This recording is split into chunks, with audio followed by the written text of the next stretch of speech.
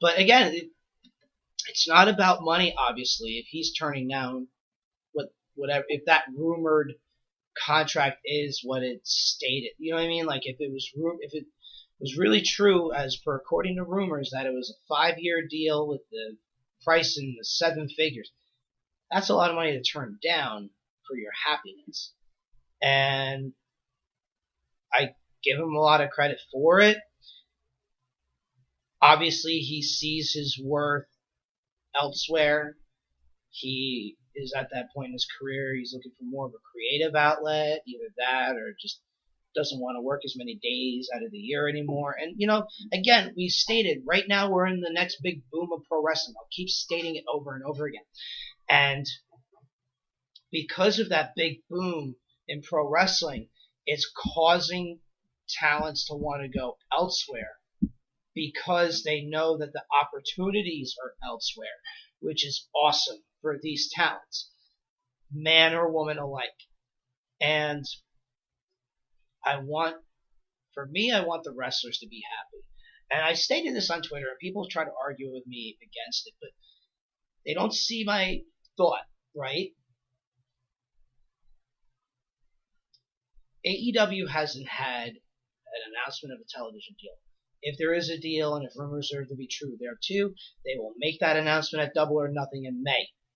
In May. That's still about less than 5 months away. So you have a little over 4 months to go until Double or Nothing. They haven't even announced the first match yet officially. They teased Pac versus Hangman Page, but they never officially announced it. They're teasing Cody's opponent. They never announced it yet. So you're still over 4 months away from the debut of this company, because considering that All In is owned by Ring of Honor, pending if AEW is able to actually purchase the rights to that video. And after the attendance of the San Antonio shows over the weekend, or not too long ago, if I were Ring of Honor, keep it. Because the draw right now is so little, it's actually terrible. It really is bad. But look at it this way too, right? You have Ring of Honor, which is established. You have Ring of Honor, which is established. Thank you. I know it's not appropriate for air, but I gotta eat popcorn. Especially when it's right in my face, I have to eat it. So, you have Ring of Honor, which is established, has their own TV, whether it reaches a lot of homes or not. Impact Wrestling has a television deal and has international television deals. And their platform on Twitch,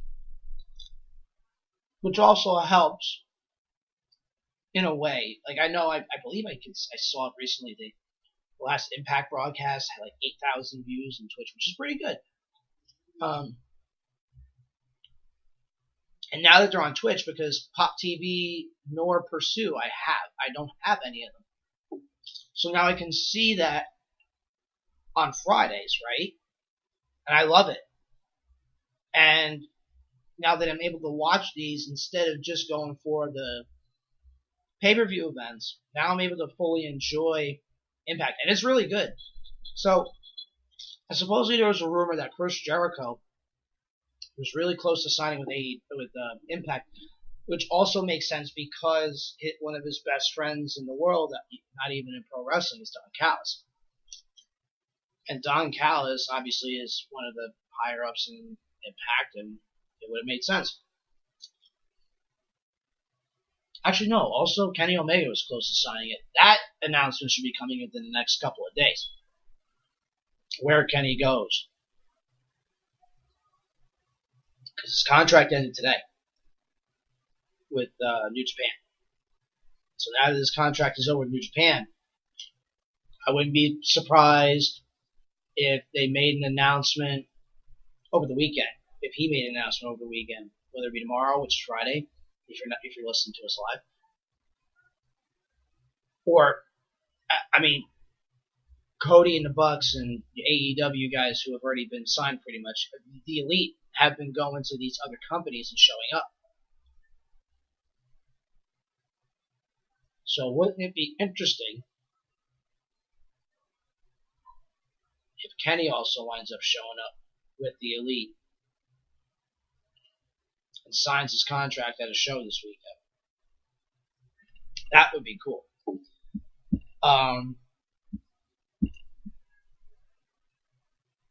But there's more to this, because look at all the other talents that are leaving. Dean's a different story. He was doing it the proper legal way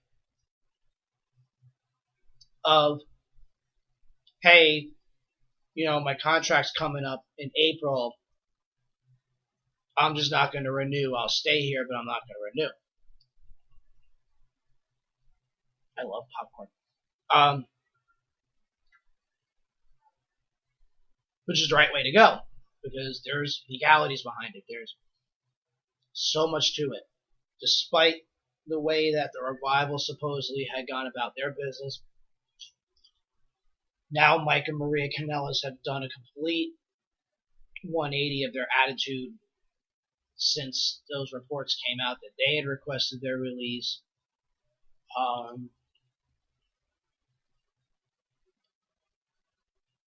Hideo Itami, or now will be better known as Kenta, back to Kenta, he goes to, he requests his release and he's granted it. Which I find it kind of silly that they're granting his release, but he's been being used less, considering he never really made it to the main roster with the exception of that WrestleMania Battle Royal. He's been a 205 Live talent and an NXT talent, so it's like, okay, well, we can let you go. Especially after his injury, they really haven't used him at all. Which is a shame, because Kenta's a very good talent. But that's another instance of like a Nakamura, where I know people will disagree with me, and I really don't care, that Nakamura and Kenta, now, if Kenta had gone by Kenta, maybe a little bit of a different story in NXT. If they had come into NXT a year later, maybe, then you would have been able to see Kenta versus Kevin Steen on an NXT show. I don't think it would have had El Generico, obviously, because he wasn't wrestling the mask. Well, actually, you know what? Even so, if they were doing what they were doing now with everybody keeping their names, you look at Samoa Joe, AJ Styles, Shinsuke Nakamura. You look at other names, Walter. You look at Ricochet. You look at Adam Cole. You look at a bunch of different people, right? Now they're recognizing that there's equity in these names to bring into NXT or this, that, instead of completely changing everybody's name for the legality, right? A lot of guys like Samoa Joe have rights to those names, or, I don't know what the whole situation behind a lot of these are, but they're recognizing, hey, the hardcore fan, I don't know necessarily how they would really think about it, but if they had changed Adam Cole's name to whatever, then how do you go from Adam Cole Baby to Cole Adams or something stupid? You know what I mean? Roderick Strong, Kyle O'Reilly, Bobby Fish. I think if Balor had come in later, he would have been Prince Devitt still. But then he probably wouldn't have been taken seriously, or just called Devitt. There's going to be... And one more thing with the Dean Ambrose thing, really quick. Once that news had come out, WWE had even acknowledged it, which they never ever do, which is making a lot of fans think it's a work. It's a possibility that it's a work. When he was sitting down in the middle of the ring ready to talk on the microphone, supposedly he was ready to drop another pipe bomb like CM Punk did, but they cut him off with Nia Jax, which makes no sense. Then why would they keep playing his music? If there was going to be something off script, they would just take him out of the ring right away because they went in commercial break in between. But it's still very possible that it could be a work. But yeah, WWE never acknowledges it. And the reason why I say it's not a work too, they mentioned his legal name. If they had the potential that he was going to stay past April, they would never announce the guy's legal name. Especially of how private Dean Ambrose is. And I'm not mentioning his real name. I don't know who he is. That's the other thing that bothers me. It's not like I'm going to mention The Undertaker's real name. You know, he's The Undertaker or Taker, whatever. He's not Mark. No. Of course, I know these talents' real names, you know, if you really do the research, but I don't care. I know them by their character. So, it really is interesting how things are going down in the world of pro wrestling right now. Between people not renewing their contracts with WWE, AEW just signed Jungle Boy, which is he's a son of a famous actor. I can't remember the name of the actor offhand. But anyway, he's signed. Not a big name, but obviously they're looking for talent so they can grow him too.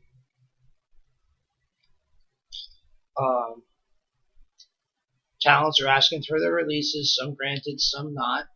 Some are disputed as, you know, false and the whole nine, right? And you look at, it's just amazing the landscape of wrestling. Now, whether guys like Ziggler or guys like Dean or guys like, or girls like anyone else are going to go to AEW, and they might go to Ring of Honor. And you look at Tennille Dashwood, she's a Ring of Honor contract wrestler. She should go to AEW if they're bringing in Britt Baker and other one of those. She didn't wrestle on the All-In card, but she was certainly involved because, you know, she was doing commentary. And it's just, I love pro wrestling. I really love pro wrestling. I love that so much is happening. It's making things very interesting. Despite the people that, oh, this guy or girl are leaving. Oh, they're going to AEW, which is annoying as shit. And I get it. It's exciting. I totally get that the new big dog in town, in theory, is exciting. But again, like I pointed out, they don't even have a TV deal yet. You could be saying, oh, this is going to be the game changer of wrestling. You're only going by rumors. Now, again, the whole Khan thing with Cody and the Bucks was all rumor, but it wound up, you know, being true.